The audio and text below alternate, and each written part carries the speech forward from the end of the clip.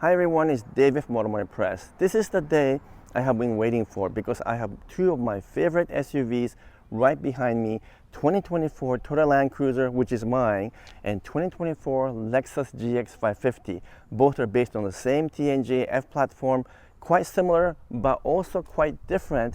And those are some of the interesting things I discovered as I drive both cars at the same time this week, side by side, back to back. So you're going to be surprised how many differences I found between these two models because of difference in engineering but also in manufacturing. So let me show you all the differences and all the details between these two models. In fact, I'm going to give you 35 differences between the Toyota Land Cruiser and Lexus GX. Let's go.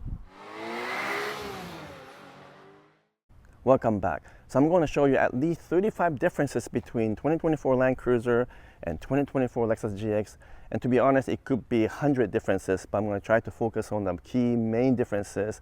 And that might surprise you because they're very similar, but also quite different. So for right off the bat, in terms of exterior side, you can tell a dramatic difference between the two because you can't get round headlights on the GX, although you can get rectangular headlights on the Land Cruiser mid-level version, which is not what I have right here. So those are obvious differences, but there are other subtle differences that you might not realize. For example, the hood at first glance looks similar, but very different. On the Lexus GX, you have two distinct humps over here, left and right. And then also the hood actually kind of goes over the front fender. So this lines up with this crease right here, whereas on the Land Cruiser, there are two humps over here as well, but different shape. And then the hood is completely different because it doesn't go over the front fender. It doesn't line up with this crease.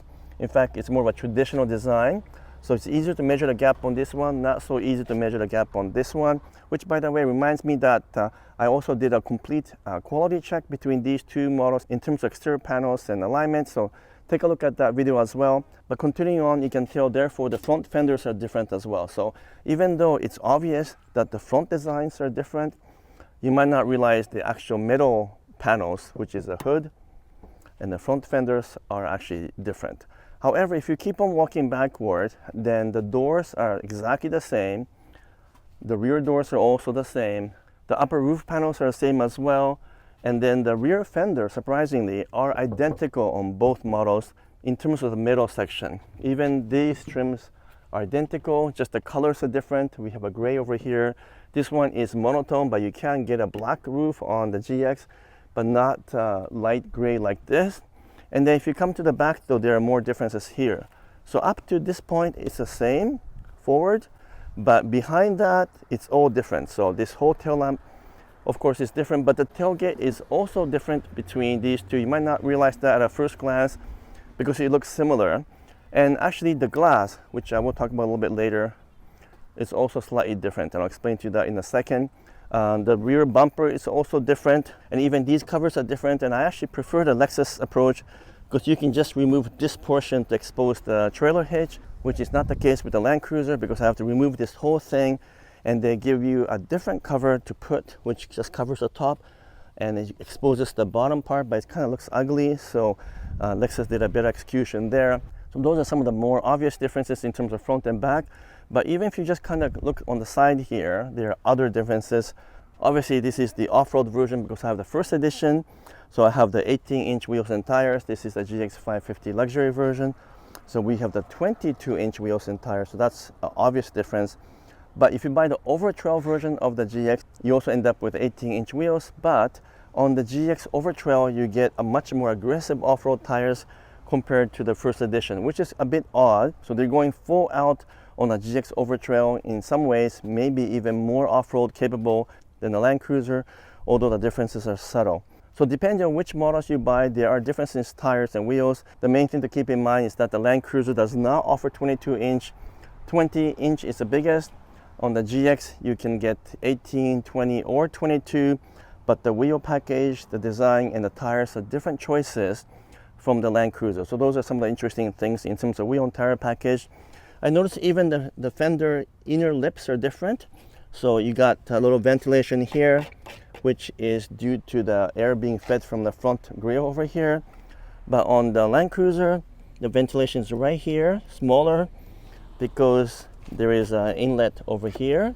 It goes in, comes out here, and cools the wheels and the braking. That's the main reason why. These things won't make much of a difference, to be honest, because this is not feeding a turbocharger, but instead it's feeding the wheels and tires. The front section of course have other ways to cool the engine as well. But those are some of the exterior differences. Now what about some of the accessories? Well, obviously, once again, this is a luxury version, this is kind of off-road version. So we end up with a rock slider on the first edition, which is standard on this model. On other Land Cruisers, you have more of a standard running board, similar to Lexus GX, but different. This one is actually a little bit bigger. You've got a chrome and it's also lighted. On the Land Cruiser regular versions, you just get a plain black running board, so that's a difference as well. And the mudguards, of course, related to that is different because it's the first edition. We get a special version of the mudguard, super hard, even has a little strap in the back, which you can see from here. And then on the GX, you get a more of a normal flap right here. Although this one I notice has a small one over here to protect the paint over here. Whereas on the Land Cruiser, this is just built into the actual molding here.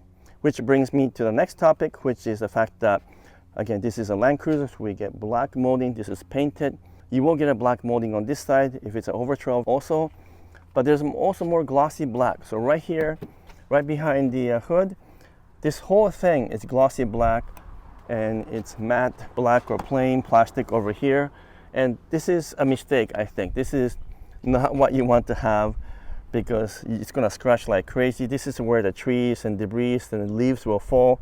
If you try to scrape off ice in the wintertime, this whole thing is going to get scratched up. So I don't know why they did that. You're going to have to put some kind of film or ceramic coating on it to protect it.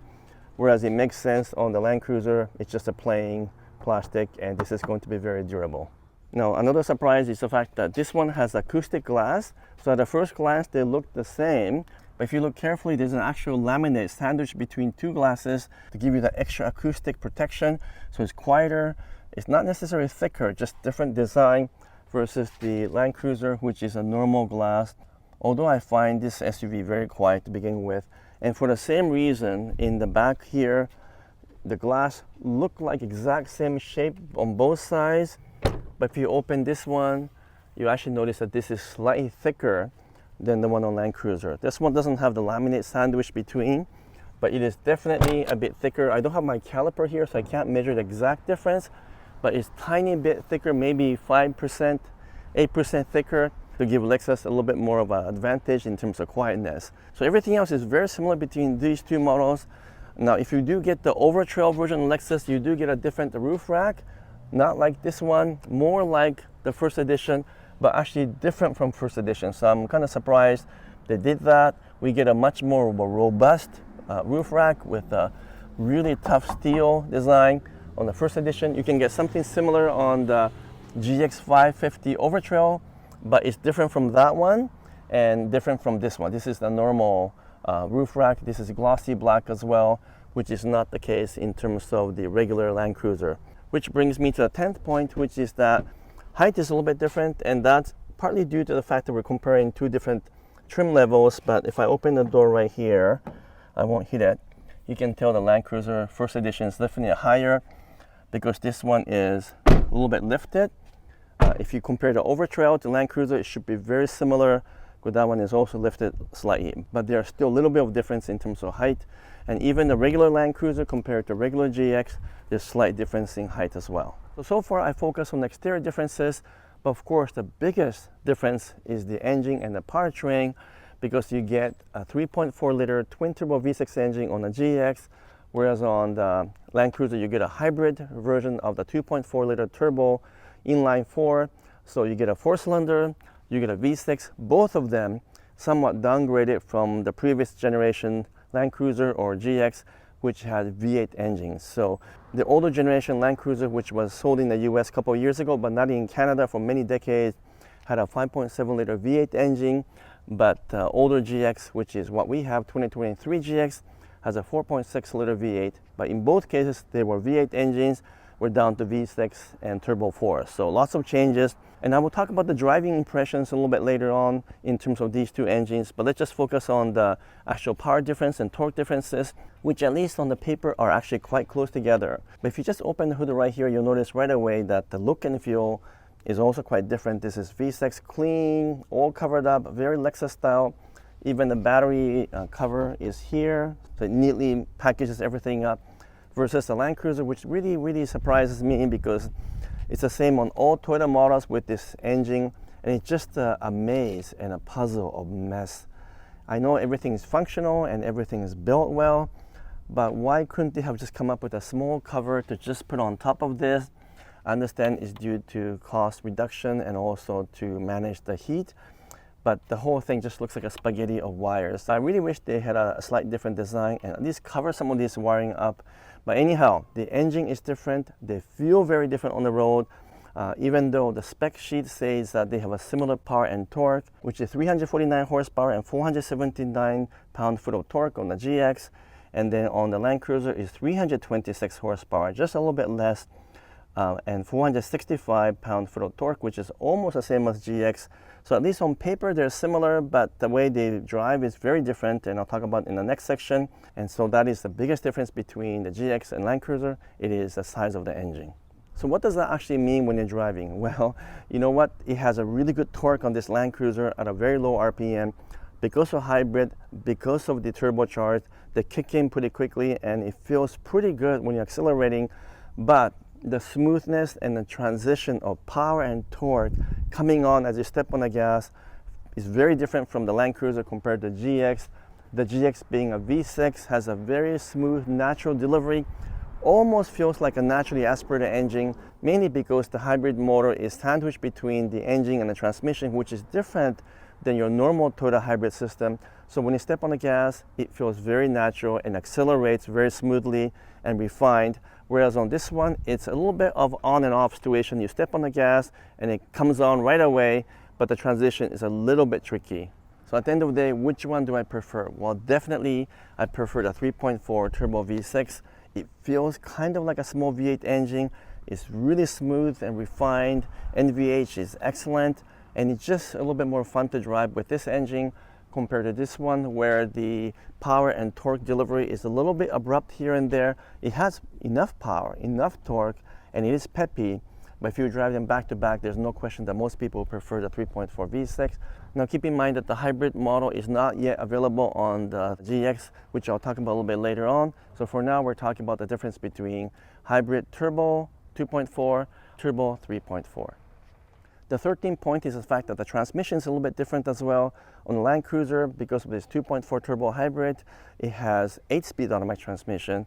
On this one is a 10-speed automatic transmission, because that's the way that the engineer designed due to packaging, efficiency, and many other restrictions that prevent the 10-speed from being placed on the Land Cruiser.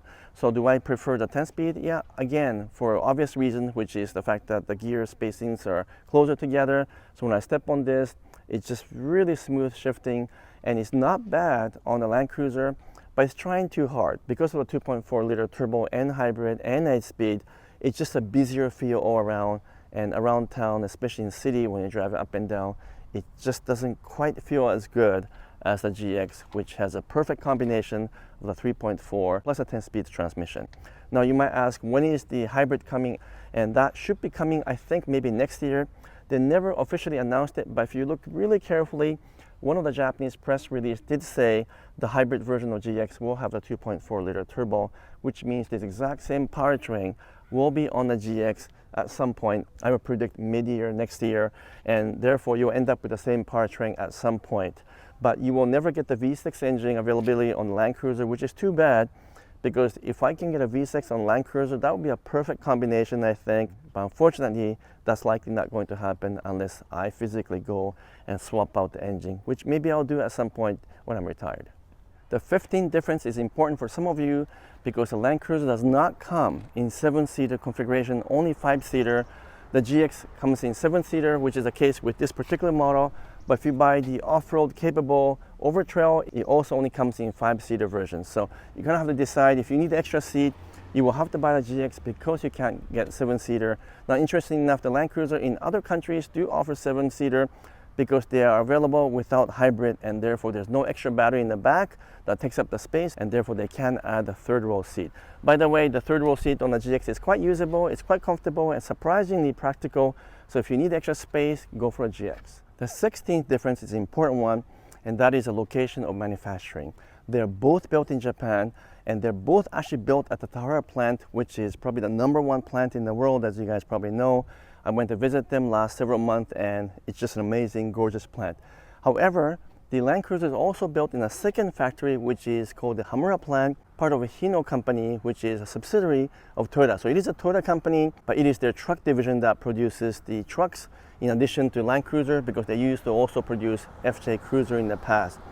So this one is actually a Hino built one, as you can tell by the VIN number, which has a K in it. This one has a 5 in the actual VIN number, right after R, which stands for 2024 model year. So this one is Tahara, this one is Hamura, but you could also end up with Land Cruiser built in Tahara as well. Now, from what I understand, that due to capacity reasons, more Land Cruisers are built at the Hamura plant than Tahara. So if you happen to get a Tahara built Land Cruiser, count yourself lucky, because they're far and few between.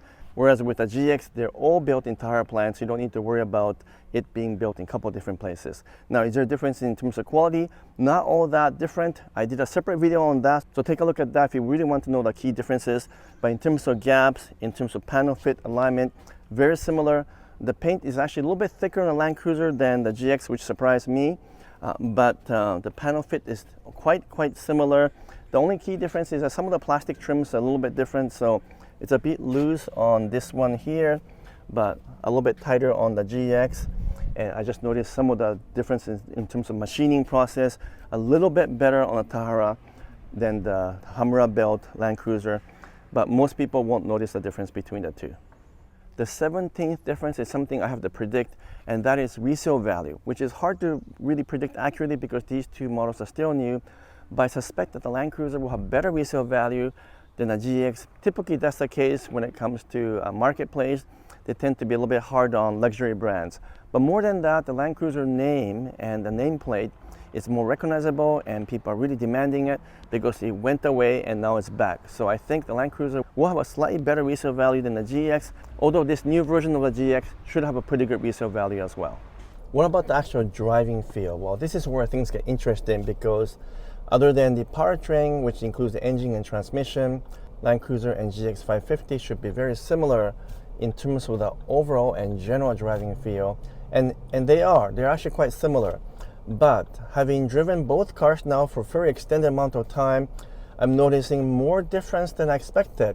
As an example, on the GX 550, which is what I'm driving right now, the steering is a little bit sharper, a little bit heavier, has a little bit more feedback, and has a little bit more weight, which is something that's lacking on the Land Cruiser, because on the Land Cruiser the steering is quite light and there's not much of a feel and feedback from the road. So definitely I would prefer the GX 550 steering feel. I would say maybe 10% heavier and 10% a little bit more of a road feel compared to Land Cruiser, which is really light but also accurate. But when you drive both of them back to back over and over again, the GX is more fun to drive in terms of the steering feel and the steering character. Now, the 19th difference is something that's a little bit hard to judge, because I'm driving the flagship version of the GX, which has a 22-inch wheels, and therefore it's obviously designed to be more of a city and a highway car, versus the Overtrail, which is designed to be a true off-roader. So that one has 18-inch wheels and tires with off-road tires. So obviously it's going to feel different. But regardless of that, the GX 550, when compared back to back, is definitely a little bit flatter around the corners. It rides a little bit better. It feels a little bit smoother, mainly because he has a regular street tires versus semi off-road tires on the Land Cruiser. But at the same time, it's a little bit of a busy suspension on the GX because it's 22-inch wheels and tires. It's definitely a very low profile, and therefore the ride feels a little bit busy for my taste. It still has an adaptive suspension on this one.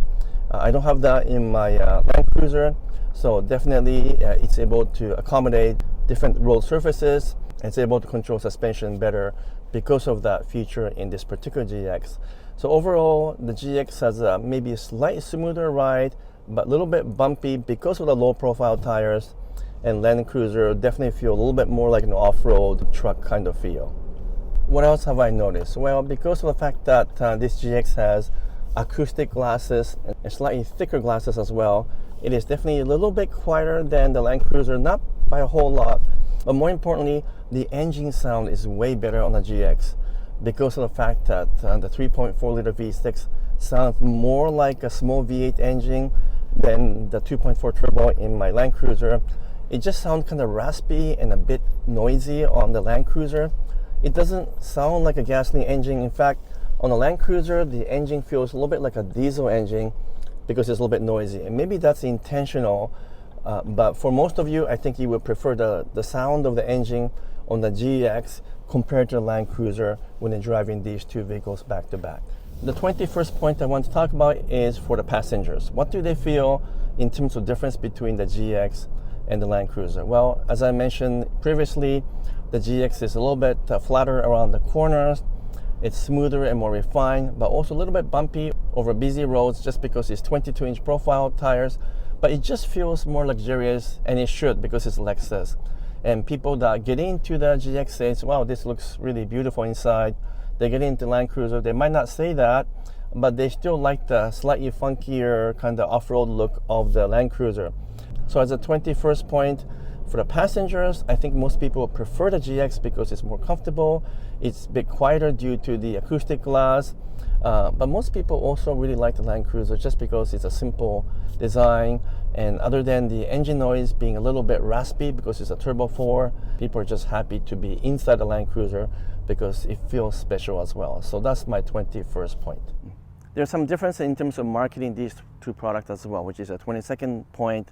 The GX comes in a number of different trims, including the Overtrail, which is more like Land Cruiser because it's an off-road capable version. But on the Land Cruiser, it's a bit confusing. You don't have a TRD Pro, you don't have a Trail Hunter, you don't have a Platinum or Limited. This one comes in 1958 model, which has a round headlights, basic plain, but mid-grade is called a Land Cruiser with a rectangular headlight. And the flagship is this one right here, which is called the First Edition, and it has many other features that's special and unique to this model. But for some reason, Toyota decided not to use any of the normal Toyota nameplate like the TRD Pro or Trail Hunter. So it is quite confusing on Land Cruiser. It is more understanding and easier to figure out on the GX because you've got the normal trim levels, much like the previous GX, with the exception of Overtrail, which is new for GX, new for Lexus, and that one is the one that I would buy if I were to buy a GX just because it's catered for off-roading. And so those are some of the differences in terms of trims. And because of those differences in terms of marketing approach, you also get to buy a cheaper version of the Land Cruiser called the 1958, as I mentioned, and it has simple configuration, plain seats including just upholstery instead of a vinyl or leather, whereas in the GX there's no such thing as a basic simple model. So you do end up paying more for GX than Land Cruiser, even if you compare the two similar models. So I would guess about $10,000 to $15,000 more Canadian for the GX compared to Land Cruiser. So if the pricing matters to you, then obviously the Land Cruiser is a better value, but there are features and options that are only available on the GX, and of course Lexus is different from Toyota, so those are some of the things you have to think about. The 24th difference is the fact that all versions of Land Cruiser, regardless of which one you buy, already comes with a good set of off-road capable features, including multi-terrain select, crowd control, and so forth. Whereas on the Lexus GX, you have to buy the Overtrail version to get those features. And so those are some of the differences in approach. You can get a luxury version of GX without the off-road equipment, but on the Land Cruiser, they're all standard. Now, both units, both models, do have locking center differential and rear differential, so those are also really added bonus. The 25th difference is also very important if you're into off-roading, and that is a difference in terms of KDSS, which is Kinetic Dynamic Suspension System. Here in the Land Cruiser, it is manually operated, as you can see right here, because you can manually disconnect the stabilizer bar if you're going through some really rough terrains and you want to increase the articulation of the wheels so they move up and down much freely, then you have to do that manually. Whereas on the Lexus GX, it is E-KDSS or electronic KDSS, and therefore it will electronically either couple or decouple the stabilizer bar in order to accommodate the different terrain systems. So it happens automatically. You don't have to engage or disengage anything at all in the GX when it comes to low speed off-road situations. But to be honest with you, on the normal driving, the EKDSS or KDSS do not come into factors, so it doesn't affect the normal ride. A lot of people think that somehow KDSS affect normal driving feel, but that's not the case at all. That's a myth and misunderstanding by many people, including the reviewers these days. So yeah, keep that in mind. The 26th difference is the size of the infotainment system and the instrument cluster. On the basic 1958 model version of Land Cruiser, you get 7-inch instrumentation and 8-inch infotainment system, whereas on all other Land Cruiser models, I get 12.3 and 12.3 inches, but on the GX, I get a 12.3 and a 14-inch infotainment system, so they have a slightly bigger infotainment system for the GX model. The 27th difference is just the philosophy in terms of design. We have a simple, straightforward, business-like design, actually quite simple on the GX as well, but what I do like about the Land Cruiser is that everything has a button and has a knob as well, whereas on the GX, some of these functions are built into the infotainment system, and you have to click on the 14-inch display to operate some of those features. So I definitely do prefer the Land Cruiser where all of the HVAC controls and functionality has been kept with the buttons and switches, which I do like better. The 28th difference is something that's more subtle, but you will notice it if you're an owner, and that is the difference in service delivery between Lexus dealer and Toyota dealer. Now, thankfully, I have a really good relationship with the Toyota dealer, which is Jim Patterson Toyota here in Vancouver, so I get a really good service from them. But there's no question that the level of service and delivery is much better on the Lexus side. You guarantee a courtesy car, which is another Lexus, but also just the way they treat you, the way they book the service, all that is extremely pleasant and extremely professional, what I would call a 5-star level of service. Whereas on the Toyota, it's kind of hit and miss, depending on the dealership you deal with. For me, it's been good on the Toyota side, but definitely the Lexus is better. The 29th difference is a little bit related to service, and that is to do with the warranty. On all Lexus models, typically is 1 year longer than the Toyota models. At least here in Canada, it might be different for you depending on where you live, but you do get a longer warranty on the Lexus side. The 30th difference is a minor one, but important to me, and that is the location and position of the engine start-stop. On all Lexus models, it's nice and high. It's not blocked by the steering, but on the Land Cruiser, it's right behind the steering wheel, and so you can't really see it. You have to go like this in order to start or stop the engine, and that is a common problem and one of my most common pet peeves of all cars, because for some reason automakers put the start-stop down below. But fortunately for Lexus, it's nice and easy because it's right here. The 31st difference is the stereo system. This one is a top-of-line model, so I do get the Mark Levinson system on the Lexus GX 550. On the Land Cruiser, the top-of-line model gets a JBL system, and there's no question that the Mark Levinson should be better, and it is a little bit better than a JBL, but the differences are much smaller than you would think. If you compare them back to back, you might not even notice the difference. They're a little bit more crisp, a little bit better bass, and more of a full feel on the Mark Levinson. I have not tested the non-Mark Levinson version of the GX, so I can't compare that to the non-JBL version of the Land Cruiser, so that I can't really figure out. But either way, I have to say though that I'm a little bit disappointed with both systems. They're not as good as the versions I've heard before in other Lexus and Toyota models, and so I'm a little bit disappointed that they didn't quite calibrate and design these as good as they can. I think the JBL system and the Mark Levinson needs to be improved a little bit more. The 32nd difference is the type of colors you can get on both of these models. Obviously, Lexus have their favorite, Toyota has their own versions, and the two do not cross over too much. So for example, I have the Incognito color on this GX, which is a beautiful color. It was first offered on the Lexus IS 500 special edition model. So I'm really glad they brought this out for the regular models. And on the Land Cruiser, this is also special and only for Land Cruiser for 2024. And this is called Trail Dust. I didn't like it at first, but now it's grown on me and I love the color. Both have different versions of blacks and grays and whites, and sometimes reds as well. So take a look at the configuration, see which color you like. But generally speaking, the actual paint depth and the clarity and the quality of the GX is a little bit better than the Land Cruiser. The 33rd difference is the good news, which is the fact that both models offer highest level of safety equipment, and they're pretty well standard. You can see the adaptive radar cruise controls radar right here, built into Lexus emblem. Here on the Toyota, it's actually right here. So a little bit difference in terms of physical design, and it's called the Toyota Safety Sense 3.0 on this one. And on the Lexus side, it's called the Lexus Safety System Plus 3.0. But in both cases, some of the features are optional. You kind of have to look at the spec sheet and configuration to see which of those safety system is the most important to you. But all of the basic features like a brake mitigation system and adaptive cruise control are standard on both models.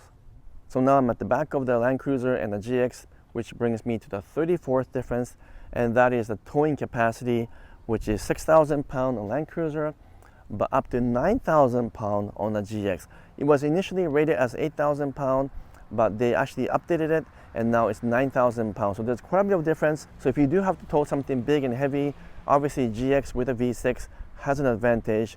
And as I mentioned before, the covering on the actual tow hitch is a little bit different between the two as well. But I was surprised at how much difference there is in towing capacity between these two models. The 35th and the final difference is the approach and departure angles for these models. Now I don't have the overtrail here, which has better angles than this version right here, but let me give you the numbers for both the departure angles and approach angles as well, which are 30 degrees of approach angle for 1958 spec, but it's 31 degrees in the normal Land Cruiser and first edition models, and all other Land Cruisers have a 25-degree breakover angle and 22 degrees of departure angle. For the GX, it has a 26 degrees of approach angle. The premium and luxury versions of the GX though has a 23 degrees of breakover angle, whereas the GX Overtrail increases that to 24 degrees.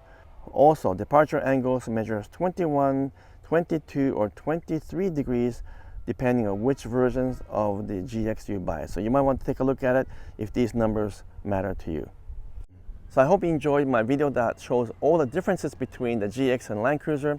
There are actually more than 35, but you know what, I gotta cut it off somewhere. But at the end of the day, which one do I like? Well, it's a very difficult decision because I definitely do love the Land Cruiser's design, round headlights, more retro looking, beautiful design, and I just like the packaging a little bit better on the Land Cruiser, but I definitely do prefer the 3.4 liter V6 engine with a turbo on the GX compared to 2.4 turbo hybrid on the Land Cruiser.